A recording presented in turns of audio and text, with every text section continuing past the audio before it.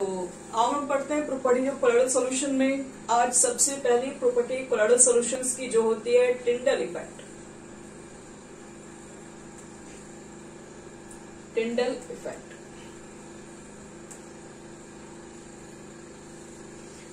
जो colloidal solution होता है बच्चे लोग, वो टिंडल इफेक्ट शो करता है। टिंडल इफेक्ट का मतलब क्या होता है?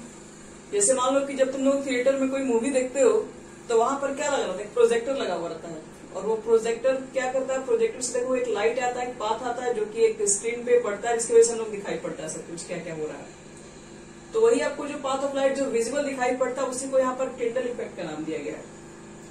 टिंडल इफेक्ट का मतलब देखो क्या होता है, एक लाइन डेफिनेशन इसकी है। When light is passed, अगर हम लाइट पास करेंगे through a colloidal solution, through a colloidal solution,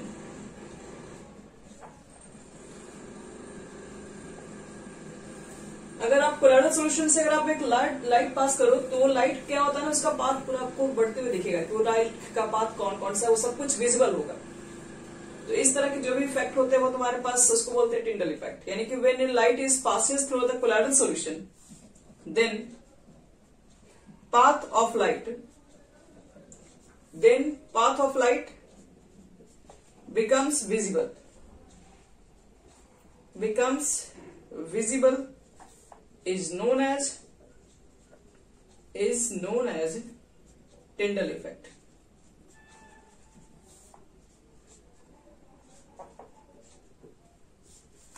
is known as Tyndall effect। एक मिनट रुकिए,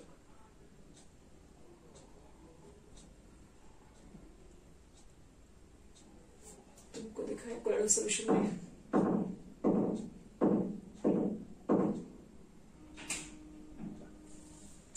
कोलोइडल सॉल्यूशन Tyndall effect।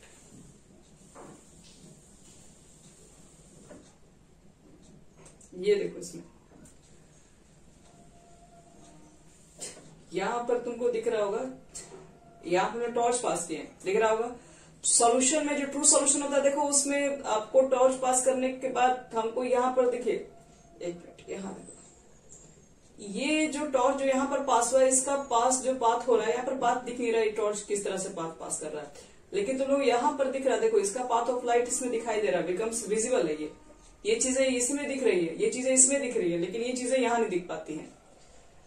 तो याद रखना कि टिंडल इफेक्ट का मतलब यही होता है कि जब भी आप एक लाइट पास करो कोलोइडल सॉल्यूशन से या किसी भी सॉल्यूशन पे, अगर उसके पाथ विजिबल है, आप उसके पाथ को भी देख सकते हो किस पाथ से पास हो रही है, तो आप कहेंगे कि ये जो इफेक्ट शो कर रहा है उसको टिंडल इफेक्ट है। ठीक है, तो याद रखना कोलोइडल सॉल्यूशन एक टिंडल इफेक्ट शो करता है।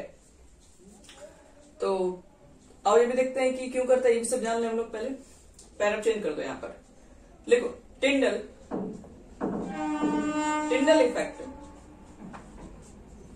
is observed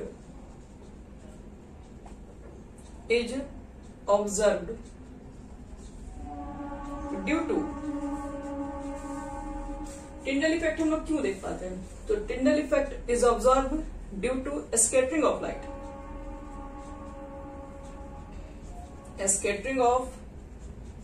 light by colloidal particles.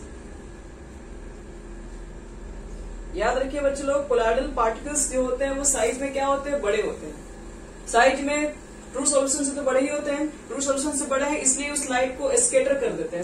Scatter का मतलब जैसे मान लो लाइट यहाँ पे आ रहा है और यहाँ पे कोलोइडल सॉल्यूशन, लाइट के भी तो पार्टिकल्स होते हैं ना, लाइट का भी खुद का पार्टिकल्स है, कोलोइडल सॉल्यूशन के पार्टिकल्स है। तो पार्टिकल्स आपस में एक दूसरे को क्या करते हैं? स्कैटर करते रहते हैं, ढकेलते रहते हैं, जिसकी वजह से आपको ये पूरा पाथ दिखाई पड़ जाता है। अगर मान लो पार्टिकल्स काफी छोटे होंगे तो आपको दिखेगा ही नहीं, वो स्कैटर ही नहीं कर पाते हैं। ट्रू सॉल्यूशन क्यों नहीं कर पाते? क्योंकि उसके पार्टिकल साइज काफी छोटे होते हैं, इसलिए वो स्कैटरिंग ही नहीं कर पाता है। तो टिंडल इफेक्ट में याद रखना कि आप उससे टिंडल इफेक्ट इसलिए कोलोइडल सॉल्यूशन में देख पाते हो क्योंकि कोलोइडल सॉल्यूशन के जो पार्टिकल्स होते हैं वो लाइट के पार्टिकल्स को स्कैटर कर देते हैं। तो टिंडल इफेक्ट क्या होता है, कोलोइडल सॉल्यूशन क्यों शो करता है, इस चीज के बारे में हमें मालूम चलिए। अब देखो, ये तो पहली प्रॉपर्टीज थी इसकी। अब इसके पास एक दूसरी प्रॉपर्टीज भी है। देखो प्रॉपर्टी नंबर 2, इसको हम बोलते हैं काइनेटिक प्रॉपर्टी। काइनेटिक प्रॉपर्टी और काइनेटिक प्रॉपर्टीज में कौन सी प्रॉपर्टी है ये? इसको बोलते हैं ब्राउनियन मोशन। Brownian movement.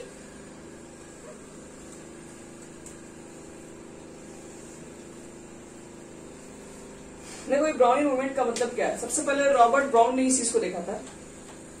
तो कोलाइडल जो पार्टिकल्स होती है बच्चे लोग, वो देखोगे जो पार्टिकल्स जो होती है, जो भी आप कोलाइडल सॉल्यूशन लिए हो, उसकी जो पार्टिकल्स होती है वो हमेशा ना जिग जैग मूव करती रहती है। वो कोई स्ट्रेट नहीं मूव करती, वो जिग जैग मूव करती है। और इस तरह के जिग जैग मूवमेंट को कहा गया ब्राउनियन मूवमेंट। फर्स्ट बार में जिग जैग जो मोशन है उसने ऑब्जर्व किया था रॉबर्ट ब्राउन, इसलिए अपने नाम पर इस प्रॉपर्टीज को रख दिया कि जो भी इस तरह का जिग जैग मोशन करेगा उसको ब्राउनियन मूवमेंट कहेंगे। तो इसमें क्या था? The random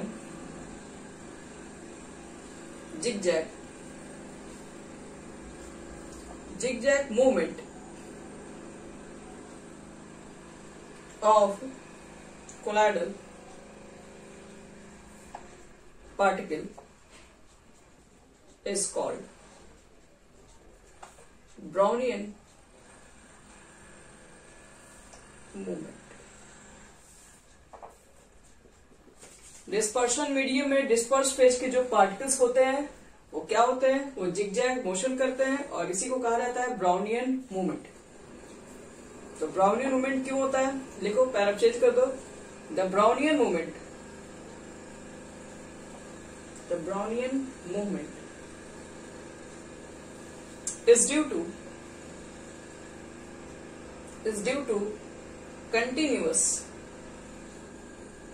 is due to continuous collision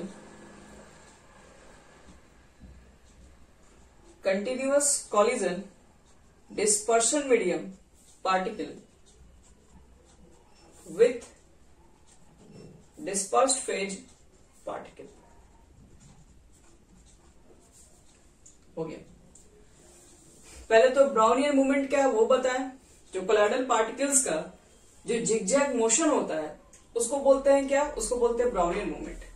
Brownian movement colloidal solution में क्यों हो रहा होता है? क्यों जिगजैग मोशन है? तो क्योंकि Brownian movement is due to continuous collision.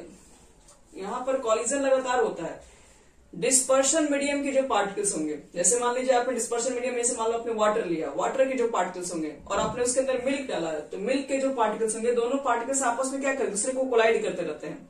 जब कोलाइड करेंगे तो कोई एक डायरेक्शन नहीं होता है, कोई इसको टक्कर मारेगा, कोई इधर से मारेगा तो इधर जाएगा, कभी इधर जाएगा, तो ये मूवमेंट करते रहेगा ऊपर नीचे, कहीं भी जिगजैग टाइप का मोशन होगा इसका। तो इसलिए याद रखना है कि आपके पास कोलाइडल सॉल्यूशन के पास एक ब्राउनियन मूवमेंट की भी प्रॉपर्टी होती है, क्योंकि इसके जो पार्टिकल्स होते हैं वो जिगजैग मोशन करते हैं। तो दो प्रॉपर्टी देख लिए। कोलाइडल सॉल्यूशन में लाइट पास करेंगे तो पाथ ऑफ लाइट दिखाई पड़ेगा, फ्रिंडल इफेक्ट शो करेगा। कोलाइडल पार्टिकल्स डिस्पर्शन मीडियम में क्या करते हैं? जिगजैग मोशन करते हैं, इसलिए वो ब्राउनियन मूवमेंट को भी शो करते हैं। थर्ड नंबर और very important, electrical properties.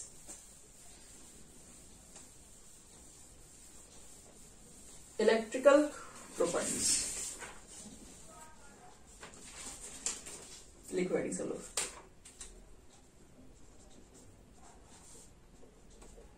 Electrical properties.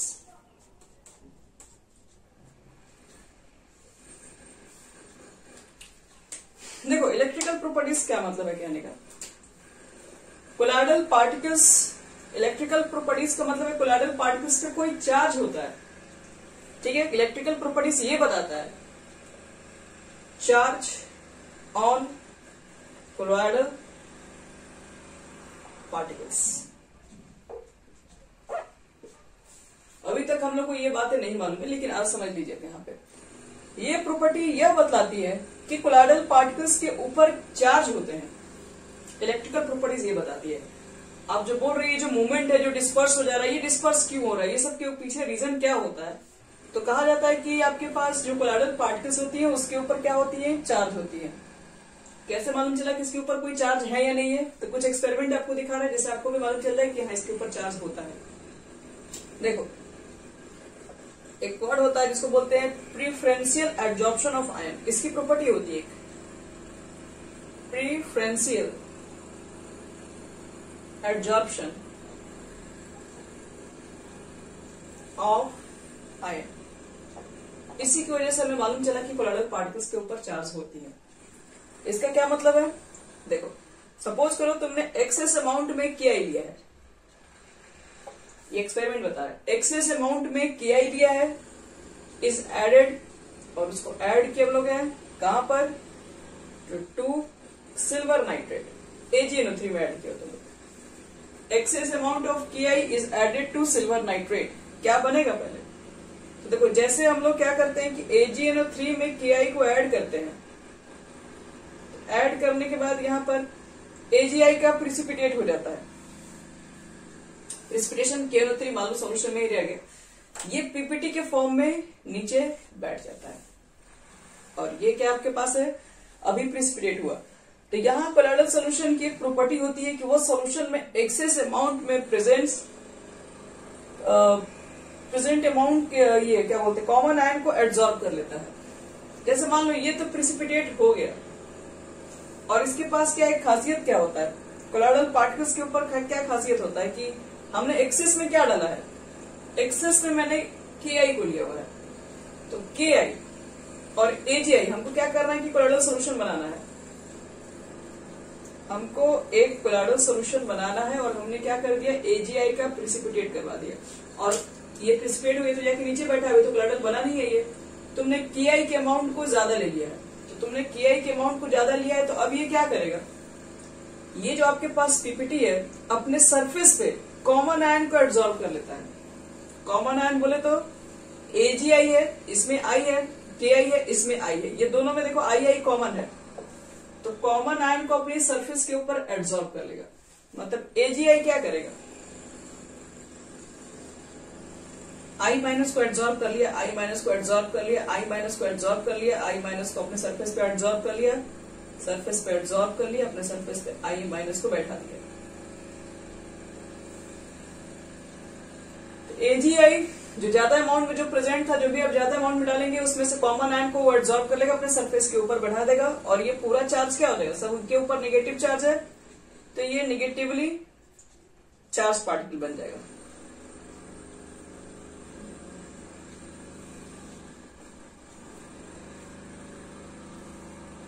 अब अगर मान लो कि मैंने सॉल्यूशन में अगर एक्सेस में KI नहीं डाला रहता, अगर AgNO3 डाले रहते, तो इस बार AgI किसको एब्जॉर्ब करता, ये दोनों को रिएक्शन दोनों करा दिए, करा के ये बना दिए, ठीक है, ज्यादा अमाउंट ये लिए थे, तो ये क्या किया, अपने सरफेस के ऊपर जो कॉमन आयन था उसको एब्जॉर्ब कर लिया। ये इसकी प्रॉपर्टी होती है, preferential absorption of common ion.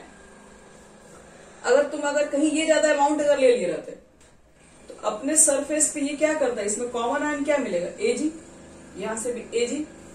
तो अब अगर हम लोग एक्सेस में अगर ये लेके चलते AgNO3 को, मान लो इस बार एक्सेस में क्या लेके चल रहे हैं, AgNO3 हमारा एक्सेस है, को ऐड कर रहे हैं KI के साथ,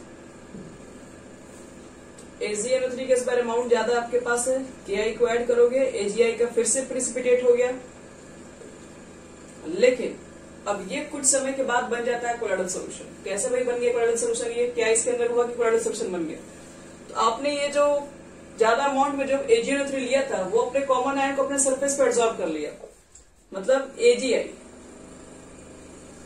ये क्या कर लिया, देखा कि इसमें Ag का अमाउंट ज्यादा है, ये क्या कर लिया, Ag को अपने पास एब्जॉर्ब कर लिया, Ag plus Ag plus Ag plus Ag plus, ऐसे करते करते करते आपके पास नेगेटिव पॉजिटिव चार्ज को अपने आयन के ऊपर अपने ऊपर एब्जॉर्ब कर लिया। तो देखो, तो अगर मान लो सोल्यूशन में अगर इसकी अमाउंट अगर ज्यादा है, तो इसके ऊपर कैसा चार्ज बनेगा, पॉजिटिव चार्ज पार्टिकल्स बनेगा। अगर सोल्यूशन में अगर KI के अमाउंट ज्यादा है, तो कॉमन आयन में ये I को एब्जॉर्ब करेगा, तो इसके पास पार्टिकल्स के ऊपर आ जाएगा नेगेटिव चार्ज। तो मान लो कि अगर मैंने ज्यादा अमाउंट KI का लिया होगा, सपोज करो,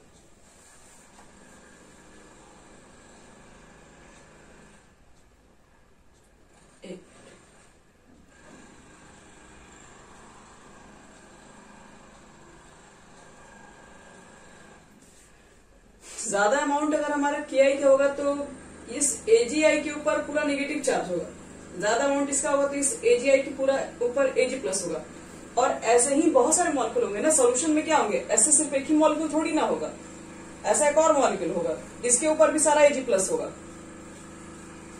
सॉल्यूशन में ऐसा एक और मॉलिक्यूल होगा, उसके ऊपर भी क्या होगा, सारा Ag प्लस होगा। तो तुम समझो तो ये Ag प्लस, ये पूरा पॉजिटिव चार्ज, ये पूरा पॉजिटिव चार्ज, ये पूरा पॉजिटिव चार्ज, एक दूसरे को रिपेल करेंगे, दूसरे को रिपेल करेंगे तो एक दूसरे को दूर भगाएंगे, और सॉल्यूशन में ये पूरी तरीके से फिर क्या हो जाएंगे, मूवमेंट स्टार्ट हो जाएगा, पूरी तरीके से घूमने लगेंगे।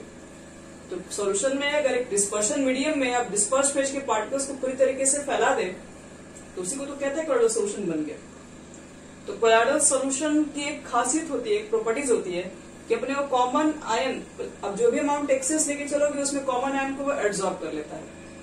क्यों एब्जॉर्ब कर लेता होगा, क्योंकि इसके ऊपर ऑलरेडी क्या होता होगा, कोई ना कोई चार्ज होता होगा। अगर ये अपने ऊपर अगर Ag प्लस को एब्जॉर्ब कर पा रहा है तो इसका मतलब है इसके ऊपर नेगेटिव चार्ज रहा होगा, तभी Ag प्लस जाके बैठ रहा होगा। नहीं तो तुम खुद से समझो, हमें Ag एक्सेस अमाउंट मिली है, क्या इस रिएक्शन करा, ये बन गया, और ये बन तो गया, लेकिन कुछ समय के बाद हम क्या देख रहे हैं कि कोलाइडल सॉल्यूशन भी तैयार हो गया। तो कोलाइडल सॉल्यूशन कैसे तैयार हो गया होगा, AgI तो प्रेसिपिटेट हुआ, फिर कुछ टाइम के बाद एक कोलाइडल सॉल्यूशन भी कन्वर्ट हो गया। तो कोलाइडल सॉल्यूशन बना कैसे, तो हम लोग देखें कि AgI ने क्या किया, ज्यादा अमाउंट में जो चीजें को लिए थे वो एब्जॉर्ब कर लिया अपने सरफेस पे। अगर ये अपने सरफेस पर अगर एब्जॉर्ब कर ले रहा है तो इसका मतलब है कि इसके ऊपर कोई ना कोई चार्ज पार्टिकल्स रहा होगा। तो ये एक्सपेरिमेंट से क्या मालूम चलता है कि कोलाइडल सॉल्यूशन क्या करता है, एक तो कॉमन आयन को एब्जॉर्ब करता है सरफेस पे, और अगर वो एब्जॉर्ब कर रहा है तो इसका मतलब है कि कुछ ना कुछ इसके ऊपर पहले से चार्ज पार्टिकल प्रेजेंट रहा होगा। तो चलो इस चीज को हम लिखते हैं।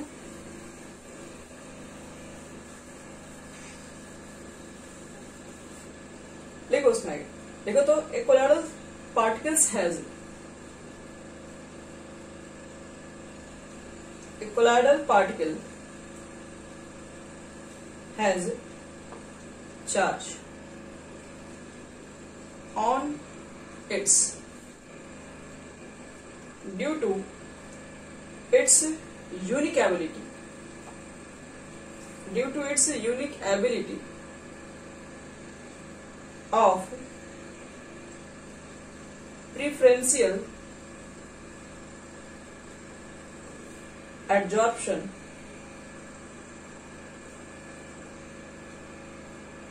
of common ion लिख दो, ion from the solution।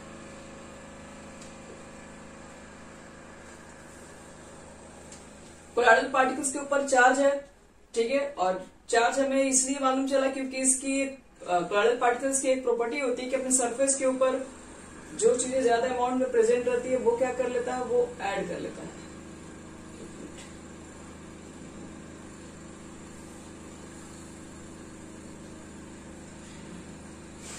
इसी की वजह से हमें ये मालूम चलता है कि कोलाइडल पार्टिकल्स के ऊपर चार्ज होते हैं। चलिए, जैसे सपोज करो कोई एग्जांपल पे अगर आपको लिखना है तो इस तरह से लिख सकते हो। जैसे मान लो FeCl3 है, FeCl3 को आपने वाटर में लिया हुआ है, हॉट वाटर है मान लो, तो क्या बनता है, फेरिक हाइड्रोक्साइड, इसका हो जाता है प्रेसिपिटेट। तो इसका हो गया प्रेसिपिटेट, हो गया बच्चे लोग FeOH का होता है इसमें। तो ज्यादा अमाउंट ऑफ इसका लेके चलोगे तो कॉमन आयन अपने ऊपर Fe प्लस को एब्जॉर्ब कर लेगा, और सरफेस में फिर कोलाइडल पार्टिकल्स की तरह क्या होगा, पूरे डिस्पर्शन मीडियम में मूव करना स्टार्ट हो जाएगा। तो इस कंडीशन में इसके ऊपर कौन सा चार्ज आएगा, तो ये कॉमन आयन में क्या एब्जॉर्ब कर पाएगा, Fe को, तो Fe प्लस होता है, इसलिए इसके ऊपर पॉजिटिवली चार्ज पार्टिकल्स आ जाते हैं। यानी इस कंडीशन में FeOH के होल थ्राइस में आपके पास क्या हो जाएंगे, पार्टिकल्स के ऊपर Fe3 प्लस एब्जॉर्ब हो जाएंगे, यानी पॉजिटिव चार्ज आ जाएंगे। तो कुछ इसी तरीके से आपके पास है। अब नहीं तो अगर मान लो आपके पास FeCl3 है, आपने NaOH से रिएक्शन करा दिया तो क्या बनता है, FeOH का होल थ्राइस अभी भी बनेगा और NaCl बाहर निकलेगा, इसका प्रेसिपिटेशन हो गया। अब इसके प्रेसिपिटेशंस में आपने अगर इसके अमाउंट को ज्यादा लेके चले तो इसमें कॉमन आयन OH है, OH को एब्जॉर्ब कर लेगा। जब OH को ये एब्जॉर्ब कर लेगा तो अपने ऊपर वो नेगेटिव चार्ज को मिला सकता है। तो FeOH के होल थ्राइस पर पॉजिटिव भी चार्ज हो सकता है बच्चे लोग, नेगेटिव भी चार्ज हो सकता है, डिपेंड करता है कि आप जो उसके साथ मिक्स कर रहे हैं उसमें किसकी अमाउंट एक्सेस है।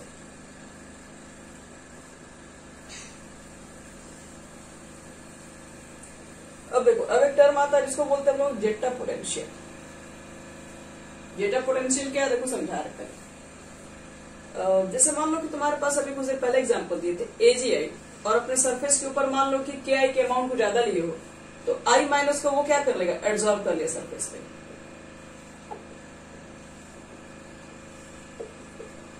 मान लो I माइनस को सरफेस पे अपने एब्जॉर्ब कर लिया,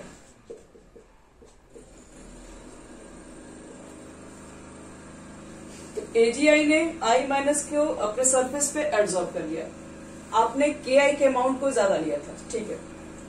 तो जब ये I माइनस को एब्जॉर्ब कर लिया तो सॉल्यूशन में तो अभी K प्लस भी तो प्रेजेंट है, तो I माइनस फिर क्या करेगा, फिर K प्लस को भी अपने तरफ अट्रैक्ट करके रखेगा। I माइनस फिर क्या करेगा, फिर अपने तरफ K प्लस को भी अट्रैक्ट करके रखेगा, इस तरह से K प्लस चारों तरफ इसके ऊपर आ जाएगा। तो देखो, इसको बोलते हैं, ये जो बाहर वाला जो लेयर होता है इसको बोलते हैं डिफ्यूज लेयर। डिफ्यूज लेयर, देखो ये दोनों के बीच में तो अट्रैक्शन है ना, इसलिए ये तो तुम्हारे पास डिफ्यूज नहीं होगा। इसको बोलते हैं फिक्स लेयर, ये फिक्स हो गया, और ये जो ऊपर वाला आएगा वो डिफ्यूज हो जाएगा। वो आप चाहेंगे तो इसको हटा भी सकते हैं। तो एक फिक्स लेयर है और एक डिफ्यूज लेयर है, मतलब एक पॉजिटिव चार्ज है, एक पॉजिटिव चार्ज का पोटेंशियल है और इसी में एक नेगेटिव चार्ज का पोटेंशियल है, तो उसके बीच के जो डिफरेंस होता है उसी को बोलते हैं जेटा पोटेंशियल। देखो जेटा पोटेंशियल क्या होता है, कभी कभी एक बार क्वेश्चन पूछा गया जेटा पोटेंशियल को डिफाइन करें, तो बोलते हैं द पोटेंशियल डिफरेंस, किसके किसके बीच का, the potential difference between the fix layer. Fix layer जो AgI के साथ जो एब्जॉर्ब हुआ है, क्योंकि AgI के ऊपर कोई चार्ज रहा था जो कि I माइनस को अपने तरफ एब्जॉर्ब करके रख लिया, फिक्स लेयर। एंड अब I माइनस है तो I माइनस भी क्या करेगा, प्लस चार्ज को तो लेके ही चलेगा। तो the potential difference between the fix layer and diffuse layer,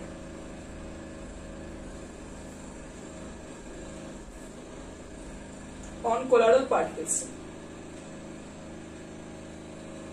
on colloidal particles are called zeta potential. इसको हम लोग जेटा पोटेंशियल कहते हैं। फिक्स लेयर, डिफ्यूज लेयर, दोनों के बीच के पोटेंशियल डिफरेंस का नाम है जेटा पोटेंशियल। अब कुछ छोटी सी बातें जो तुम लोग को याद रखना है, उसके बाद प्रॉपर्टीज समाप्त।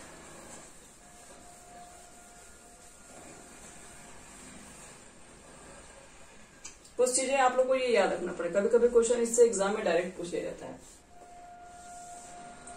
पॉजिटिवली चार्ज, हमें कैसे मालूम चलेगा कि कौन सा कोलाइडल पार्टिकल्स पर पॉजिटिव चार्ज है और कौन से कोलाइडल पार्टिकल्स पर नेगेटिव चार्ज है, ये पहले से हमें कैसे मालूम चलेगा। तो कुछ एक्सपेरिमेंट के बेसिस पे लिखा गया है, जैसे मेटल्स के जो ऑक्साइड होते हैं, मेटल ऑक्साइड या फिर हाइड्रोक्साइड, मेटल के ऑक्साइड और हाइड्रोक्साइड पर जनरली जो होंगे वो पॉजिटिव चार्ज पार्टिकल्स के होते हैं। मेटल ऑक्साइड हो गया या फिर हाइड्रोक्साइड, जैसे कि FeOH का होल थ्राइस, तुम इसका प्रेसिपिटेट लिए तो इसके ऊपर जनरली पॉजिटिव चार्ज के पार्टिकल्स ही होते हैं। आर्सेनिक ऑक्साइड, टाइटेनियम ऑक्साइड, तो ऑक्साइड और हाइड्रोक्साइड के ऊपर जो ये जो आपके पास जो भी पार्टिकल्स होते हैं जिसको लोग कोलाइडल पार्टिकल्स बोलते हैं, इसके ऊपर जनरली पॉजिटिव चार्ज पाए जाते हैं। और जो जनरली हम लोग डायरेक्टली जो मेटल्स लेते हैं, और मेटल सल्फाइड, मेटल्स हो गया या फिर मेटल सल्फाइड के ऊपर जनरली नेगेटिव चार्ज होते हैं, जैसे PT हो गया, AU हो गया, AG हो गया, आर्सेनिक सल्फाइड हो गया, ये सब के ऊपर जनरली नेगेटिव चार्ज पाए जाते हैं। सेकंड देखो, सेकंड प्रॉपर्टी, सेकंड जो हमारे पास है जो ब्लड, ब्लड भी एक कोलाइडल सॉल्यूशन आपके पास होता है, और ब्लड जो होता है ब्लड के ऊपर जनरली पॉजिटिवली चार्ज पार्टिकल्स पाए जाते हैं। पॉजिटिवली क्यों, क्योंकि हमें पता है ब्लड में आयरन वगैरह होता है। तो इसमें जनरली ब्लड में आयरन के आयन होते हैं, तो इसलिए ब्लड आपका एक पॉजिटिवली चार्ज पार्टिकल्स होता है। और नेगेटिवली चार्ज में सोल ऑफ स्टार्च, चारकोल, ये सब स्टार्च हो गया, चारकोल्स हो गया, ये सब आते हैं नेगेटिवली चार्ज पार्टिकल्स के ऊपर। बेसिक जो डाई होता है, डाई जो कलर कंपाउंड होता है, अगर वो बेसिक नेचर का है तो पॉजिटिवली चार्ज होगा, अगर वो एसिडिक नेचर का है तो नेगेटिवली चार्ज है। बस कुछ चीजें आपको बस ध्यान रखना है किसी को। चलो, ये हो गया हमारा प्रॉपर्टीज हो गया पूरा कंप्लीट। अब बात करेंगे stability of colloidal solution. Colloidal solution कैसे स्टेबल रह रहा है, और फिर जैसे स्टेबिलिटी के ऊपर पढ़ लेंगे तो स्टेबिलिटी के बाद फिर पढ़ेंगे कि कोलॉइडल सॉल्यूशन को हम लोग कैसे उसके स्टेबिलिटी को ब्रेक कर सकते हैं। तो चलो मिटा रहे इसको।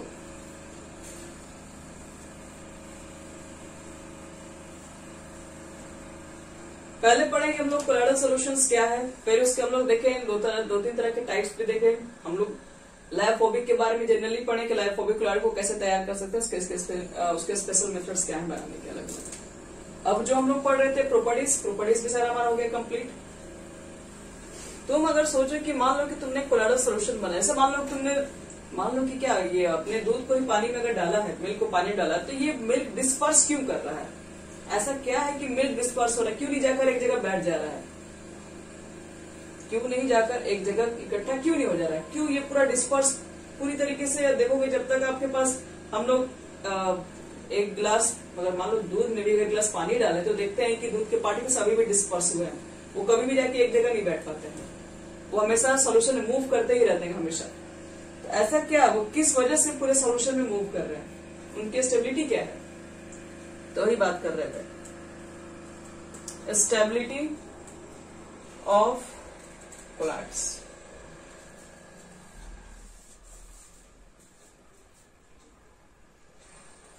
तो आओ थोड़ा उसमें हम लोग चेक करेंगे। आपको बता दिए कि जब तक कोलॉइडल पार्टिकल सॉल्यूशन में मूव कर रहे हैं तब तक वो स्टेबल है। जब तक कोलॉइडल पार्टिकल सॉल्यूशन में मूव करेंगे तभी तक वो स्टेबल है। अगर वो एक जगह जाके बैठ जाएंगे तो फिर वो कोलॉइडल नेचर खत्म हो जाएगा। कोलॉइडल नेचर का मतलब है जब तक वो मूव करे तो वो डिस्पर्स कर रहे सॉल्यूशन के, तब तक वो क्या है, तब तक आपके पास वो एक कोलॉइड्स है। अगर मान लो डिस्पर्सन मीडियम में ये कोलॉइडल पार्टिकल से ये हर जगह मूव करेगा तभी तो ये कोलॉइडल नेचर रखेगा। अगर एक जगह जाके अगर बैठ गया सब तो ये सॉल्यूशन कोलॉइडल थोड़ी तो सस्पेंशन हो जाएगा फिर, जब एक जगह जाके डिपोजिट हो जाएंगे सब। तो आखिर ऐसा क्या है कोलॉइडल सॉल्यूशन में जो स्टेबल हमेशा मूव करते रहते हैं? तो अभी हमने जस्ट बताया, अभी इसके ऊपर जस्ट पहले जो बात की है, सारे कोलॉइडल पार्टिकल्स के ऊपर क्या होते हैं बच्चे लोग? चार्ज पार्टिकल्स होते हैं। सारे कोलॉइडल पार्टिकल्स के ऊपर क्या होते हैं? चार्ज होते हैं। तो अगर ये चार्ज है तो अगर बताओ कि अगर ये चार्ज अगर डिफरेंट होते हैं, मान लो कि एक पॉजिटिव होता है एक निगेटिव होता है, तो दोनों मिलकर आपस में न्यूट्रल हो जाता है, और न्यूट्रल होता है तो जाके नीचे बैठ जाता है। अगर पॉजिटिव निगेटिव चार्ज होता है तो जाके न्यूट्रल बन जाता है।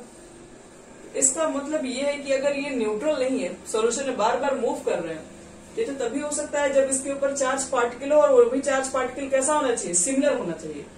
क्योंकि अगर पॉजिटिव चार्ज पार्टिकल होगा तो रिपेल करेगा, एक दूसरे को भगाएगा तो पूरे सॉल्यूशन में क्या करेगा? मूव कराता रहेगा।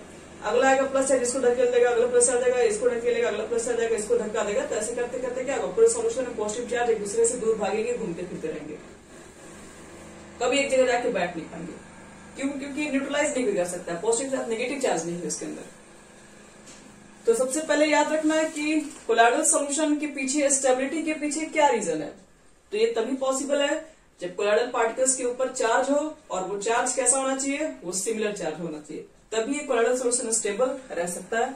और नहीं तो फिर अगर ये सेम चार्ज होता तो ये मूवमेंट कभी नहीं होता, ये तो कहीं एक जगह जाके प्रिसिपिटेट बन गया रहता।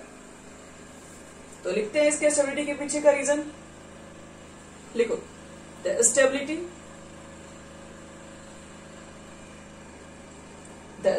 Of colloids is due to presence of similar charge due to presence of similar charge on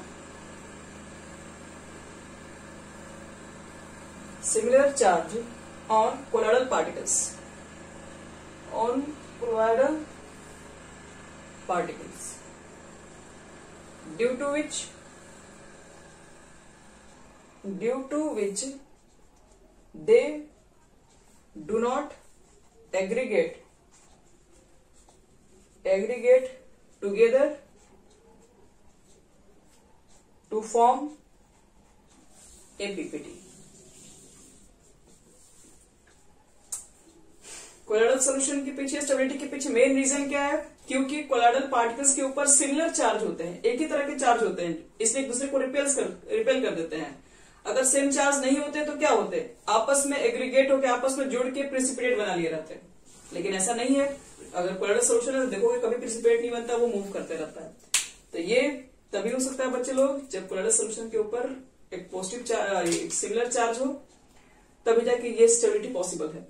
तो कभी भी आपसे कोई पूछा जाए कि कोलोइडल सोल्यूशन स्टेबल क्यों होता है, क्यों मूवमेंट होता है, क्यों ऐसा हमेशा डिस्पर्स फेज के पार्टिकल्स हमेशा डिस्पर्स ही रहते हैं उसके ऊपर, तो रीजन यही देना पड़ेगा कि कोलोइडल सोल्यूशन के पीछे, स्टेबिलिटी के पीछे मेन जो रीजन है उसके ऊपर सिमिलर चार्ज प्रेजेंट है, जिसकी वजह से वो हमेशा मूव करता रहता है, वो कभी एग्रीगेट नहीं हो पाता है, जुड़ता नहीं है और ना प्रिसिपिटेट बनता है। चलो अब बढ़ते हैं आगे इसके बाद।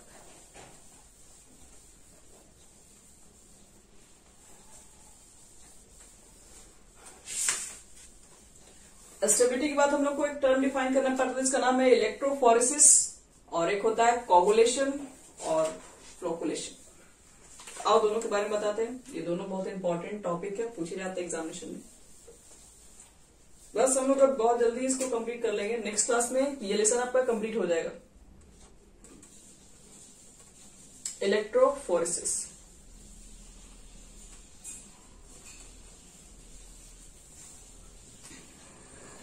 देखो इलेक्ट्रोफोरेसिस क्या होता है। देखिए, the movement of colloidal particles, the movement of colloidal particle. तो इलेक्ट्रोफोरेसिस में हम लोग देख रहे हैं कि the movement of colloidal particles, ठीक है, particles towards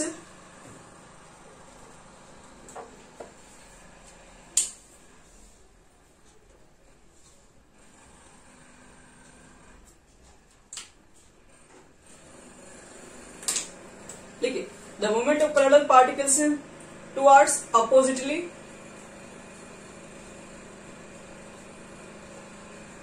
oppositely charged electrode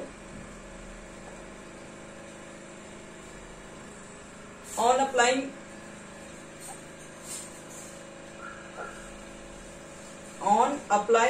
electric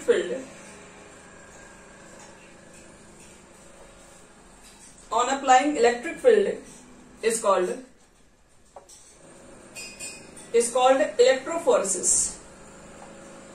electrophoresis। आओ इसका मतलब समझते हैं। कभी कभी आता है क्वेश्चन एग्जाम में, लिखेगा शॉर्ट्स नोट्स लिखे इसके ऊपर, तो देखो क्या होता है। जैसे तुम्हें मालूम करना है कि कोलोइडल पार्टिकल्स के ऊपर कौन सा चार्ज है, तुमको मालूम ही करना अगर है तो क्या कर देंगे हम लोग कोलोइडल सोल्यूशन बना लेंगे, और हमें नहीं पता कि इसके अंदर कोलोइडल जो पार्टिकल्स है उसके ऊपर कौन सी चार्ज है, लेकिन इतना तो पता है कि चार्ज इसके अंदर रहता है। तो हम लोग क्या कर देंगे, इलेक्ट्रोड लगा देंगे, एक पॉजिटिव इलेक्ट्रोड, एक नेगेटिव इलेक्ट्रोड लगा देंगे, एक पॉजिटिव इलेक्ट्रोड, एक नेगेटिव इलेक्ट्रोड, और इसको बैटरी से जोड़ देंगे। और जैसे ही आप बैटरी ऑन करेंगे तो कोलोइडल पार्टिकल्स के ऊपर तो सेम चार्ज होता है। अगर इसके ऊपर नेगेटिव चार्ज होगा तो पॉजिटिव प्लेट की ओर भागेगा, पॉजिटिव प्लेट पे जाके इकट्ठा हो जाएगा। अगर इसके ऊपर मान लो कि पॉजिटिव चार्ज है तो नेगेटिव प्लेट के पास जाकर जाएगा ये। तो इस तरीके से मालूम कर सकते हैं कि किसी भी कोलोइडल पार्टिकल्स के ऊपर चार्जेस कौन से होते हैं इलेक्ट्रोफोरेसिस के थ्रू। तो इलेक्ट्रोफोरेसिस में क्या होता है, the movement of colloidal particles ठीक है। कोलाइडल पार्टिकल्स का जो मूवमेंट होता है टुवर्ड्स अपोजिटली चार्ज्ड इलेक्ट्रोड, जो भी इलेक्ट्रोड है कोलाइडल पार्टिकल्स मूव कैसे करेंगे, जो उसके ऊपर चार्ज रहता है उसके वो निगेटिव, उसके वो पॉजिटिव जाएगा ना। जैसे मान लो कोलाइडल के ऊपर पॉजिटिव चार्ज है तो वो कहां जाएंगे, वो निगेटिव पर जाएंगे। इसे लिखा गया oppositely charge electrode. Colloidal particles के ऊपर जो भी चार्ज होगा मूव कहां करेगा, अपने अपोजिट चार्ज पे मूव करेगा। पॉजिटिव है तो निगेटिव, निगेटिव है तो पॉजिटिव। यही चीज बताया जाता है कि the movement of colloidal particles towards oppositely electrode कब, ऑन अप्लाइंग इलेक्ट्रिक फील्ड। ये इलेक्ट्रिक फील्ड जैसे अप्लाई करें हम लोग एक कोलाइडल सॉल्यूशन के ऊपर इलेक्ट्रिक फील्ड अप्लाई करने के बाद जो कोलाइडल पार्टिकल्स का जो मूवमेंट होता है अपोजिटली इलेक्ट्रोड पे, इसी को बोलते हैं इलेक्ट्रोफोरेसिस बोलते हैं। कोलाइडल सॉल्यूशंस में क्या होते हैं, हम लोग जब इलेक्ट्रिक फील्ड अप्लाई कर देते हैं तो कोलाइडल पार्टिकल्स के ऊपर जो चार्ज होते हैं वो अपने अपोजिटली चार्ज इलेक्ट्रोड पर मूव करते हैं और इसी प्रोसेस को बोलते हैं इलेक्ट्रोफोरेसिस। और इस प्रोसेस से हम मालूम कर सकते हैं किस कोलाइडल पार्टिकल्स के ऊपर किस तरह के चार्जेस होते हैं। चलो अब लिखो कोगुलेशन और फ्लोकुलेशन क्या होता है। याद रखना इसमें सिर्फ डिस्पर्स्ड फेज के पार्टिकल्स मूव करते हैं, डिस्पर्शन मीडियम नहीं।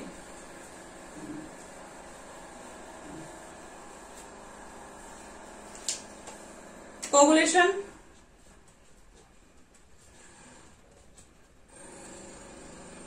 और flocculation.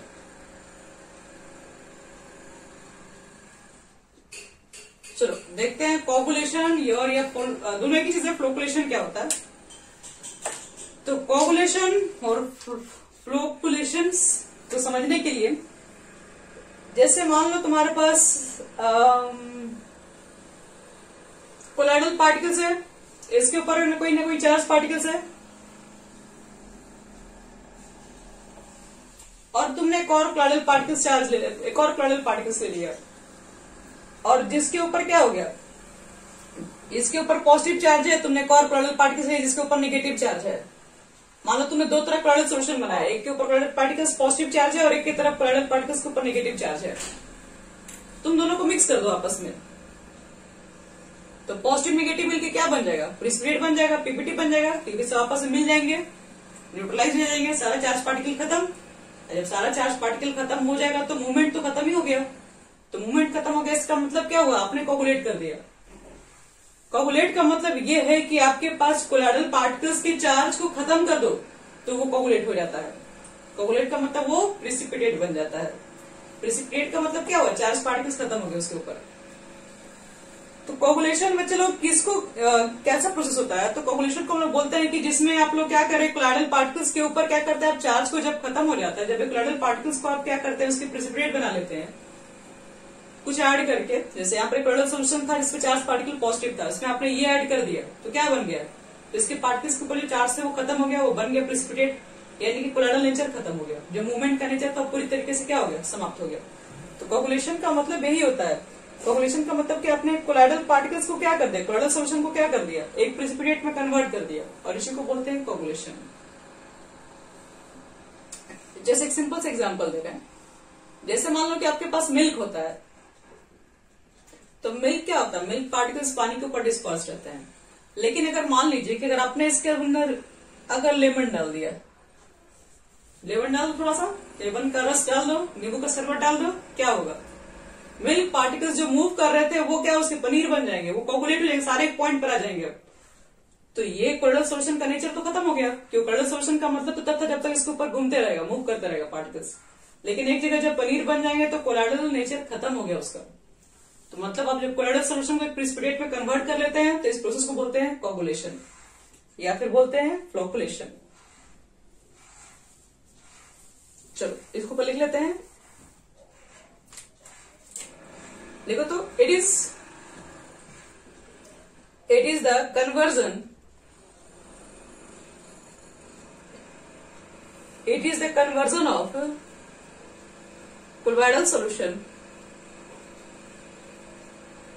it is the conversion of colloidal solution into PPT, into a PPT is called coagulation, it's called coagulation। यानी कि ऐसा कन्वर्जन जिसमें कोलाइडल सॉल्यूशन को प्रिसिपिटेट में कन्वर्ट कर दिया जाए उसको बोलते हैं क्या, उसको बोलते हैं कोगुलेशन। दूध को पनीर बना दिए, कोगुलेट कर दिए, दूध के पार्टिकल्स को एक जगह इकट्ठे कर दिए, प्रिसिपिटेट बना दिए, तो वो हो गया कोगुलेशन। आगे बढ़ो, कोगुलेशन क्यों होता है? देखो तो coagulation occur due to neutralisation. Coagulation कब होगा? जब आप न्यूट्रलाइजेशन करा दोगे। किसको? चार्ज पार्टिकल्स जो कोलोइडल सॉल्यूशन के ऊपर प्रेजेंट थे, जो कोलोइडल पार्टिकल्स के ऊपर प्रेजेंट थे। यानी coagulation occur due to neutralisation of charge present on colloidal particle. Coagulation क्यों हो जाता है? क्योंकि आप क्या करते हैं, न्यूट्रलाइज कर देते हैं कोलोइडल पार्टिकल्स के चार्ज को, तो कोगुलेशन क्रिएट हो जाता है। अब जो तुम उसके ऊपर जो न्यूट्रलाइज करने के लिए जो भी चार्ज डाल रहे हो, ठीक है, पॉजिटिव कोलोइडल सॉल्यूशन तुम्हारे पास है, तो उसके ऊपर नेगेटिव चार्ज डालोगे तो न्यूट्रलाइज हो ही जाएगा। तो उसको न्यूट्रलाइज करने के लिए आप जो भी यूज करते हैं उसको बोलते हैं coagulating agent.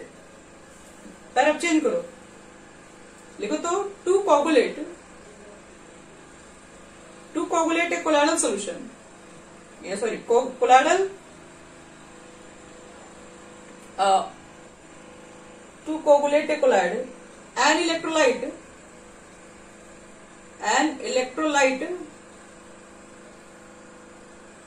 Is added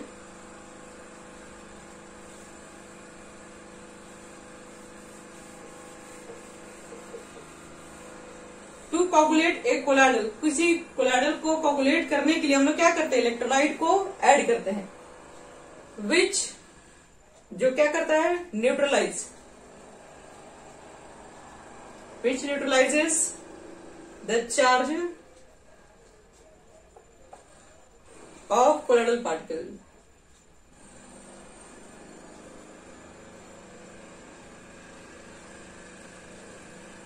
and convert them into a PPT।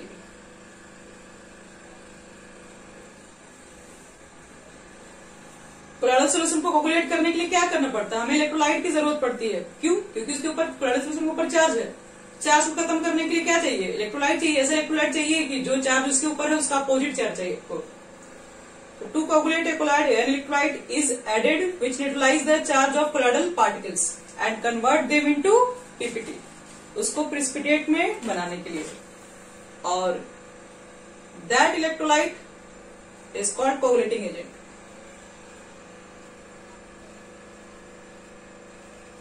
coagulating agent, उस इलेक्ट्रोलाइट को हम लोग क्या बोलेंगे? उस इलेक्ट्रोलाइट को हम लोग कोगुलेटिंग एजेंट बोलेंगे।